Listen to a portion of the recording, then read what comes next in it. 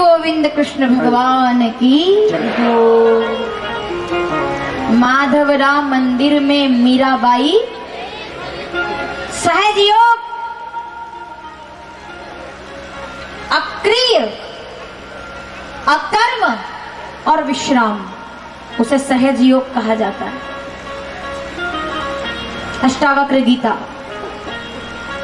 पहला अध्याय 12वां श्लोक, ना अहम करतेति अस्या विश्वासा अमृत पित्वा सुखी भवेत्। सुखी होना चाहते हो, अकर्म हो जाओ, अक्रिय हो जाओ, विश्राम मिलेगा, सद्गुरु मिलेंगे, घटना घटेगी जीवन में और भागवत बन जाएगी।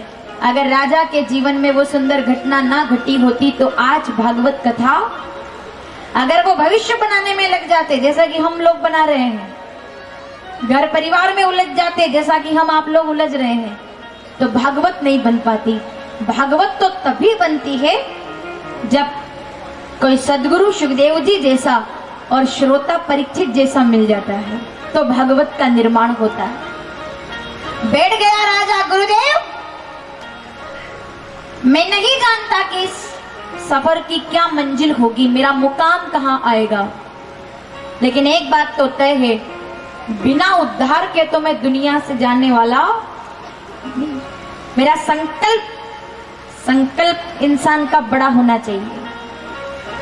कुछ लोग सपने देखने का काम करते हैं, कुछ लोग संकल्प बनाने का काम करते हैं। सपने देखने वाले सोते ही रह जाते हैं, लेकिन संकल्प बनाने वाले लोग विजेता बनकर के सामने आते हैं। संकल्पवान बने, संकल्पवान बने, संकल्प होना चाहिए, दृढ़ संकल्प। राजा ने कहा, गुरुदेव मृत्यु का मुझे कोई भय नहीं रहा, मैं आपके चरणों तक पहुंचा हूं। अब कोई चिंता नहीं, कोई गिला नहीं, कोई शिकवा नहीं, अब तो केवल इतना भाव। राजा परीक्षित क्या कह रहे हैं, अब केवल इतना भाव, सुमन का सुरभि से। विद्वान लोग बैठे हैं सभा में, राजा परीक्षित क्या कहते हैं, सुमन का सुरभि से यह अनलिखा अनुबंध है। सुमन का सुरभि से, सुमन का सुरभि से यह अनलिखा अनुबंध है। अनल को सौंपे बिना अगर झरू तो सौगंध है।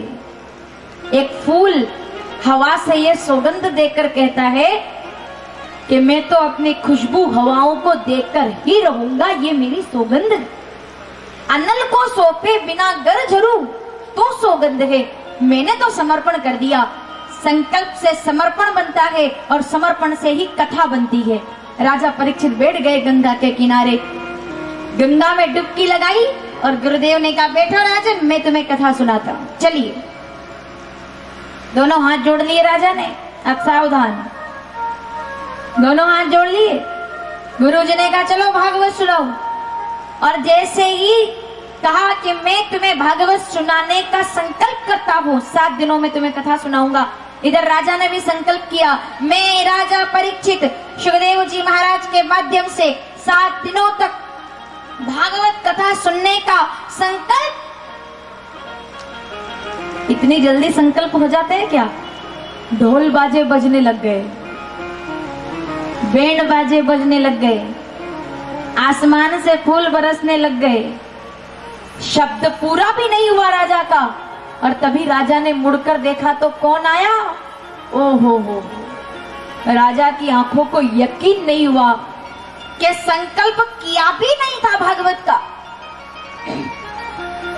अभी तो संकल्प भी नहीं किया था कि हाथों में कलश लेकर के आकाश मार्ग से देवता प्रकट होकर के आए। देवताओं का आगमन हो गया। राजा परीक्षित ने सोचा, धन्य है ये भागवत, अभी तो मैंने संकल्प भी नहीं किया और मुझे लेने के लिए देवता आ गए। आपने भागवत सुनी है कई बार, समझिएगा इस प्रसंग को जरा ध्यान से। अभी तो मैंने संकल्प, देखो उनका दिमाग कहाँ दौड़ा भाई, जैसा इंसान सोचता है वैसे ही उसके विचार दौड़ते हैं। राजा को नहीं पता कि ये देवता किसके लिए आए, क्यों आए।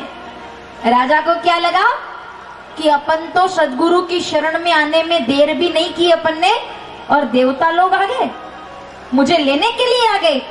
तो प्रसन्न हो गए राजा परीक्षित, खुशी के मारे जमीन पर पैर नहीं पड़ते, खड़े हो गए राजा परीक्षित देवताओं के सम्मान में हाथ जोड़कर कि देवता खुद मुझे लेने के लिए आए हैं। मेरे सदगुरु की कितनी कृपा है, देवता मुझे खुद लेने आए हैं। अब राजा परीक्षित को क्या पता कि ये उनको लेने नहीं आए हैं, ये तो दूसरी जुगाड़ में आए हैं। कुछ और ही विचार चल रहा है, देवताओं का विचार अलग चल रहा है, राजा परीक्षित का विचार कुछ चल रहा है, और सुखदेव जी का तो कोई विचार ही नहीं चल रहा है, क्योंकि उनको तो सब पता है कि यहाँ क्या हो रहा है। राजा सोच रहे कि मुझे लेने आ गए देवता, लेकिन तभी राजा ने सोचा कि नहीं नहीं, अगर एक झटके के अंदर देखो आप, प्रसन्नता थी चेहरे पर, वो दुख में बदल गई कि नहीं नहीं, मैं कैसे जा सकता हूँ इनके साथ, क्योंकि अभी तो मेरे चरित्र पर, मेरे जीवन पर दाग लगा हुआ है श्राप का।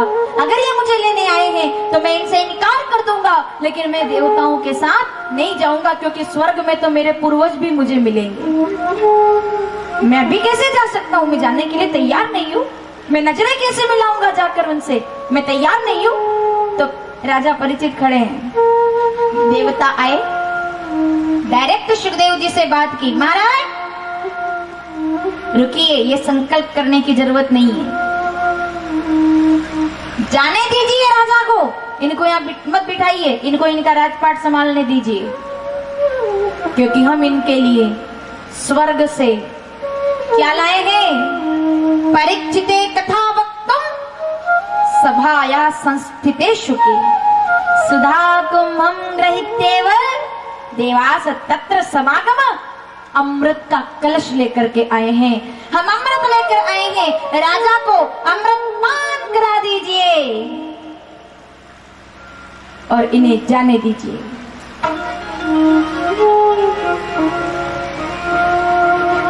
शिवदेव बाबा ने कहा, देवताओं अगर राजा को अमृत पान करा दूंगा तो कथा किसको सुनाऊंगा।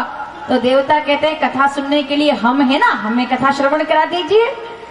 गुरु महाराज समझ गए कि बड़े छलिया हैं ये, धोखाधड़ी करने के लिए आए हैं, धोखा देने आए हो, यहाँ अमृत लेकर के आए हो कथा के सामने, तुम्हारा ये अमृत किसी काम का नहीं है। देवता कहते हैं, अरे गुरु महाराज शायद आपको पता नहीं है कि अमृत कैसे मिला है, दुश्मनों से संधि करनी पड़ी, वासुकी नाग से, मंदराचल से प्रयास करके समुद्र को मथना पड़ा, पहले तो जहर निकला, उसके बाद रत्न निकले, फिर जाकर के अमृत मुश्किल से मिला है, और वो भी हम राजा के लिए लेकर आए हैं, और आप मना कर रहे हो कि इस अमृत की राजा को जरूरत नहीं है। आप जानते हो ये अमृत कितना दिव्य है, कितना भव्य है ये अमृत, क्या आप जानते हो? ये अमृत पान करने के बाद स्वर्ग में निवास मिल जाता है लोगों को, इतना भव्य अमृत है ये।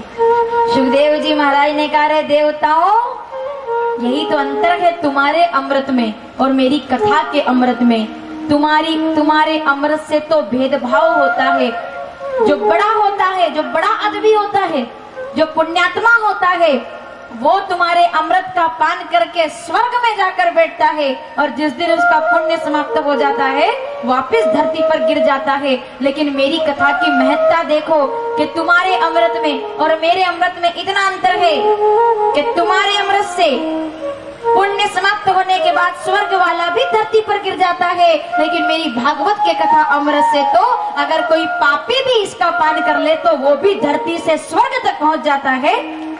इतना अंतर है तुम्हारे अमृत में और मेरे अमृत में। अरे तुम्हारा अमृत तो भव्यता प्रदान करेगा, मेरी कथा का अमृत तो परीक्षित को दिव्यता प्रदान कर देगा। ये ऐसा अमृत है, तुम उसका सौदा करने आए हो। अरे देवताओं ये अमृत तुम्हारा यहाँ पर नहीं चलेगा। बाबा ने क्या कहा, ये अमृत यहाँ नहीं चलेगा। क्यों? अगर एक तरफ कांच के टुकड़े पड़े हो और एक तरफ मणि पड़ी हो, क्या उठाएंगे आप लोग? बंधुओं क्या चुनेंगे? कांच के टुकड़े की तरफ कोई नहीं देखेगा, मणि उठा लेंगे। तो गुरुजी ने कहा, अरे देवताओं तुम्हारा ये अमृत, ये स्वर्ग का अमृत तो कांच के टुकड़े के समान है, और मेरी भागवत की कथा का अमृत तो अमूल्य मणि के समान है। इनका आपस में कोई भी सौदा, क्वक कथा क्वक सुधार लोके, क्वक कंच क्वक मणि महान, ब्रह्म रातो विचार्येव। तदा देवांज हास्य, सुखदेव जी ने मजाक कर दी देवताओं की कि तुम यहाँ अमृत दिखाने आए हो, ये भागवत का अमृत। अरे ये अमृत तो कहीं भी मिल जाएगा स्वर्ग का, लेकिन भागवत का अमृत बिना भाग्य के मैं राजा को ये अमृत प्रदान करने वाला। जैसे देवता आए थे वैसे ही उल्टे पैर वापस लौट गए, फिर कुछ नहीं बोले। राजा परीक्षित समझ गए कि अगर मेरे गुरुदेव ने अमृत का को टुकड़ा दिया है, इसका मतलब ये है कि अब मेरी नैया को जरूर यही पार लगाएंगे। मेरा गुरु समर्थ है, मेरा सदगुरु समर्थ है, अब मुझे चिंता की जरूरत नहीं है। बोलिए सुखदेव जी महाराज की। मेरा सदगुरु समर्थ है, मुझे डर कैसा।